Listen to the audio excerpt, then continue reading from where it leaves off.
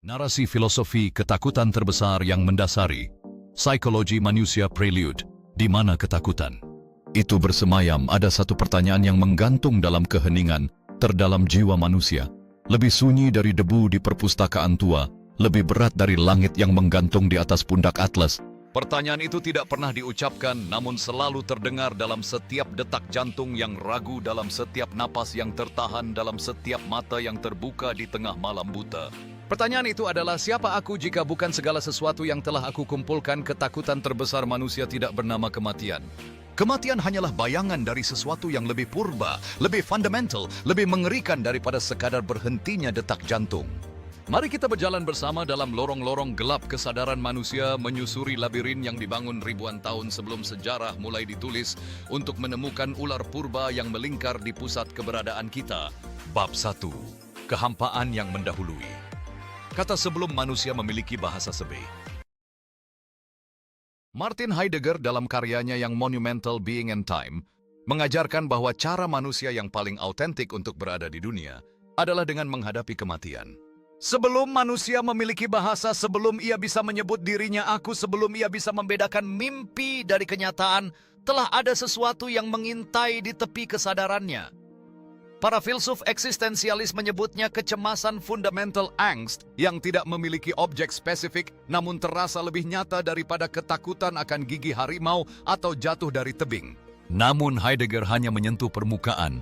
Di bawah kesadaran akan kematian ada sesuatu yang lebih dalam, kesadaran akan kemungkinan untuk tidak menjadi apa-apa, bukan dalam arti biologis. Dalam refleksi ini manusia dihadapkan pada pilihan antara menerima eksistensi yang penuh makna atau meresapi ketiadaan yang menanti. Setiap saat kita hidup, kita dihantui oleh bayangan ketidakberadaan yang tak terelakkan, menyerukan kita untuk mencari makna dalam setiap detik yang berlalu. Bayangkan seorang anak yang pertama kali menyadari bahwa aku adalah entitas yang terpisah dari ibunya.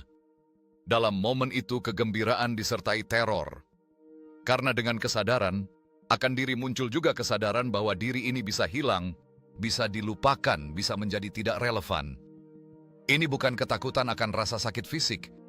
Ini adalah teror metafisik. Di depan cermin wajah anak itu memunculkan rasa ingin tahu dan ketakutan akan identitasnya yang baru ditemukan. Siluetnya di balik matahari terbenam melambangkan dualitas keberadaan, dan ketakutan akan dilupakan menyoroti sifat hidup yang sementara. Anak itu duduk bersila di atas rumput, dikelilingi alam, merenung dalam tentang kehidupan dan tempatnya di dunia dengan ekspresi penuh pemikiran. Tangannya menjulur untuk menyentuh bunga, melambangkan keinginannya untuk terhubung dengan dunia sembari bergulat dengan pikiran eksistensial. Søren Kierkegaard, bapak eksistensialisme, menyebut kondisi ini sebagai pusing kebebasan. Manusia berdiri di tepi jurang kemungkinan, dan ketika ia melihat ke bawah, ia tidak melihat dasar yang gelap, ia melihat kehampaan tak terhingga. Dan dalam kehampaan itu, ia melihat cermin yang memantulkan kembali kehampaan dirinya sendiri. Saat ia merenungkan kehampaan yang ada di depannya, kebebasan datang dengan beratnya pilihan dan tanggung jawab. Setiap langkah ke depan terasa seperti berani melangkah ke dalam kegelapan, mengabaikan suara keraguan yang bergema di benaknya. Di tengah kesunyian ia menyadari bahwa kebebasan bukan hanya tentang memilih, tetapi juga tentang menghadapi ketakutan akan kehampaan. Dalam setiap keputusan yang diambil, terdapat pelajaran penting tentang arti keberadaan dan pencarian makna hidup. Dengan langkah yang pasti, ia mulai melangkah menjauh dari tepi jurang, menyadari bahwa pilihan adalah bagian tak terpisahkan dari hidupnya. Sekali lagi ia dihadapkan pada berbagai jalur dan kemungkinan yang masing-masing membawa tantangan dan harapan baru. Karena tidak tahan berdiri di tepi jurang terlalu lama, manusia mulai membangun. Ia membangun rumah dari batu dan kayu, tetapi yang lebih penting ia membangun rumah dari makna status, hubungan, pencapaian, dan keyakinan. Psikolog manusiawi Carl Rogers menyebut ini sebagai self-concept, konsep diri yang dibangun dari pengalaman dan interaksi dengan dunia. Di dalam setiap individu terdapat keinginan untuk diterima dan dipahami. Perjalanan ini mengajak kita merenungkan topeng-topeng yang kita kenakan. Masing-masing topeng melambangkan bagaimana kita ingin dilihat oleh dunia, bagaimana kita membangun identitas dan merepresentasikan diri kita di tengah masyarakat. Setiap topeng membawa cerita, dan dengan setiap langkah dalam hidup kita, Belajar tentang diri kita yang sebenarnya. Dalam proses ini, kita mulai menyadari bahwa makna sejati tidak hanya terletak pada apa yang terlihat di luar, melainkan pada kedalaman hati dan kejujuran yang kita temukan di dalam diri kita. Kebebasan mengharuskan kita untuk membuat pilihan yang mendalam dan seringkali sulit. Dengan setiap keputusan yang diambil, kita menyusun identitas kita sendiri, menjalani hidup dengan penuh tanggung jawab. Dalam dunia modern ini, kebebasan bisa terasa menakutkan, tetapi juga merupakan sebuah peluang untuk menemukan diri kita yang sebenarnya. Jika saya adalah seorang dokter yang sukses, saya memiliki identitas. Jika saya adalah seorang ibu yang baik, saya memiliki tujuan. Jika saya adalah seorang seniman yang berbakat, saya memiliki nilai. Jika saya adalah seorang yang beragama, saya memiliki kepastian. Tapi Jean-Paul Sartre dengan kejam menunjukkan bahwa manusia terkutuk untuk bebas. Kebebasan bukan anugerah. Kebebasan adalah hukuman. Karena menjadi bebas berarti tidak ada alasan untuk menjadi seperti apapun selain pilihan-pilihan kita sendiri. Setiap pilihan yang kita buat mengukir cerita hidup kita, memberikan makna pada perjalanan yang kita jalani. Di tengah kebebasan, terkadang tersimpan rasa cemas tentang arah yang harus diambil.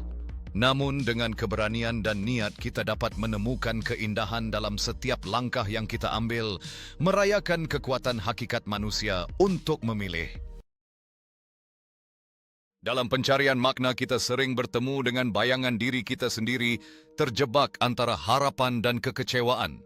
Setiap keputusan membawa kita lebih dekat kepada esensi yang kita cari, namun juga meninggalkan jejak keraguan di hati. Eksistensi mendahului esensi. Kita lahir sebagai kanvas kosong, lalu kita melukis diri kita sendiri, namun tidak pernah selesai karena setiap sapuan kuas bisa dihapus, ditimpa, atau diabaikan. Ketakutan terbesar manusia adalah ketakutan akan tidak adanya esensi, bahwa di balik semua topeng tidak ada wajah. Bahwa di balik semua cerita tidak ada pencerita yang permanen. Bahwa aku hanyalah ilusi linguistik, sebuah kata ganti yang menunjuk pada ketiadaan.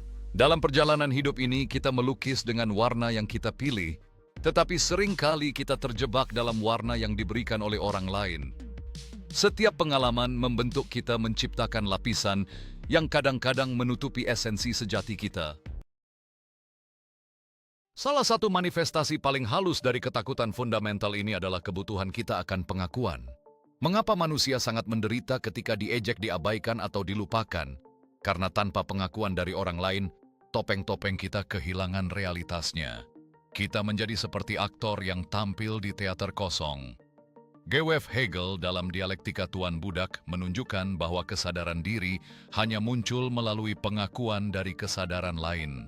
Kita membutuhkan yang lain untuk memantulkan eksistensi kita. Namun inilah ironi tragisnya, semakin kita bergantung pada pengakuan orang lain, semakin rapuh fondasi keberadaan kita. Di tengah perjalanan hidup, individu seringkali merasa terjebak dalam pencarian pengakuan.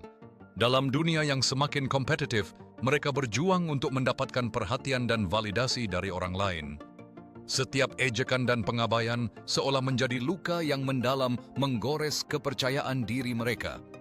Tanpa pengakuan, mereka merasakan kehampaan, membuat mereka berjuang lebih keras untuk memenuhi ekspektasi sosial. Ironisnya, dalam upaya untuk ditemukan, bagian dari diri mereka bersembunyi di balik topeng-topeng yang mereka buat.